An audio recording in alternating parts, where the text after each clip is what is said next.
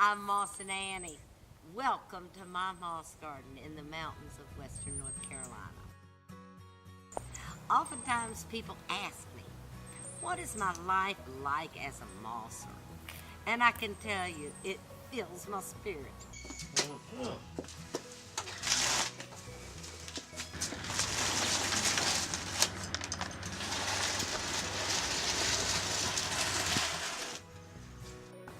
So rescuing is taking it from a place where it will be destroyed.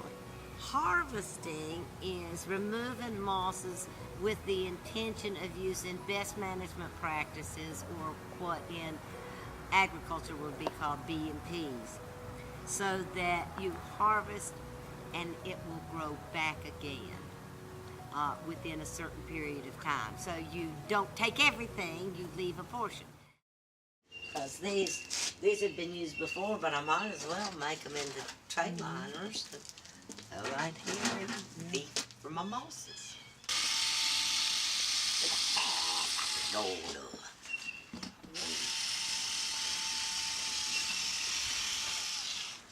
I usually have music on when I'm doing this, so.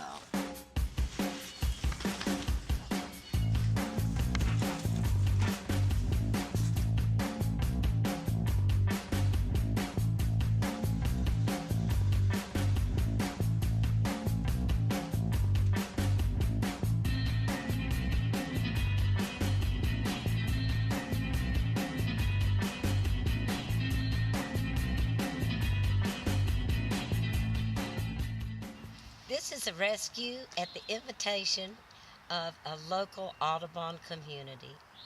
They have a roads committee that maintains their passages through this unique wildlife and sanctuary, but they don't need the moss on their asphalt roads. So they've asked me to come retrieve it. This is the second time, and in my book you can see me holding a great big long piece of this. It has grown back in the past 4 years.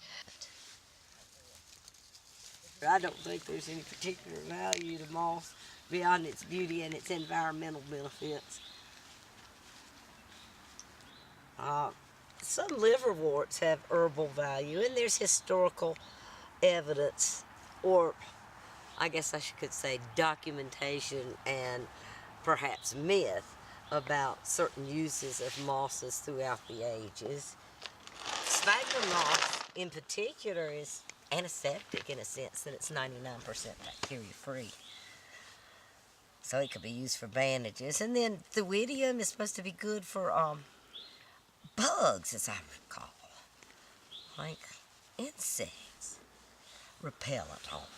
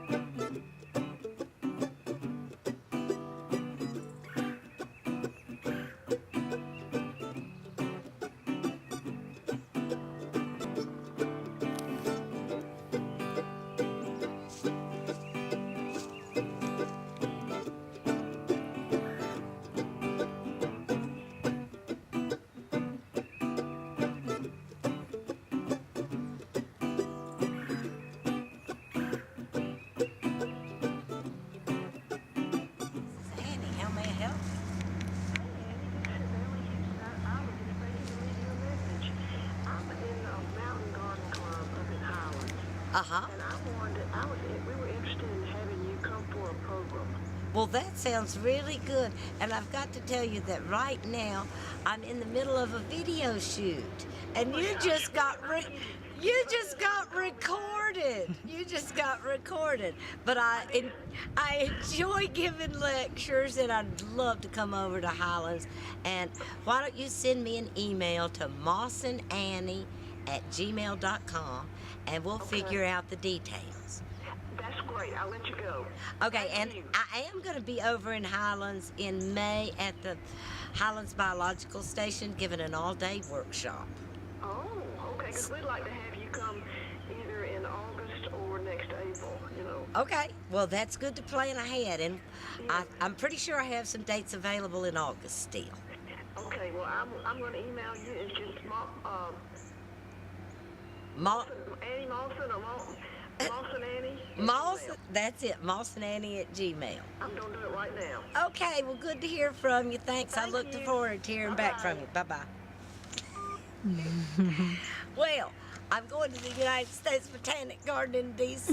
in early May, and I've got a lot of other events booked, and somebody even called me about one for 2020. So I enjoy sharing my passion for mosses with folks all around the country.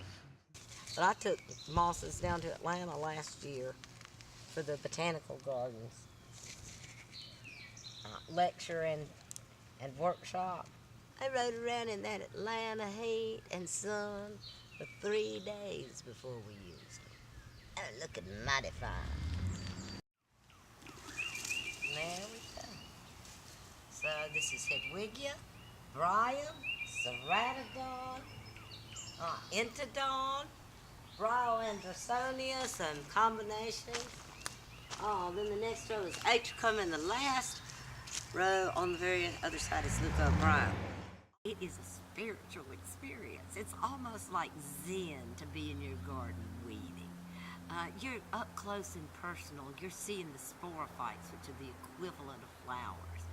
You may see a little critter in there that offers a delightful surprise. One time I did a dance with a salamander. They're quite fascinating. Is that not beautiful? This is Ceratodon purpureus in full sporophytic stage. Oh my goodness. All right, let's see if this one's doing it yet. Oh yeah, look over here. Look, right now you can find sporophytes. Now, it's springtime and you might expect to find the equivalent of a flower in the spring, but some species go through sporophytic stage more than one time in a year even. So Ceratodon happens to be one that probably will have sporophytic displays several times a year. These green ones over here don't have any on them. They're just plain gametes or plants. But they'll next time go through the sporophytic stage. Sitting right here, right now, I know I'm where I'm supposed to be. I'm in my moss garden. I'm surrounded by green. I am touching plants that have been on this planet for 450 million years. There's bound to be some lessons learned from these survivors, these pioneers, these seemingly delicate yet really hardy plants. And it's an intangible. If I had to cite a specific experience, I don't know that there was a true epiphany, but it occurs every time I'm out rescuing mosses, when I'm appreciating them at the edge of a sidewalk in a city, or admiring them in the woods. There's so many opportunities to realize that mosses bring my own internal spiritual. And that's it, folks. I guess. I don't know. Don't use that part.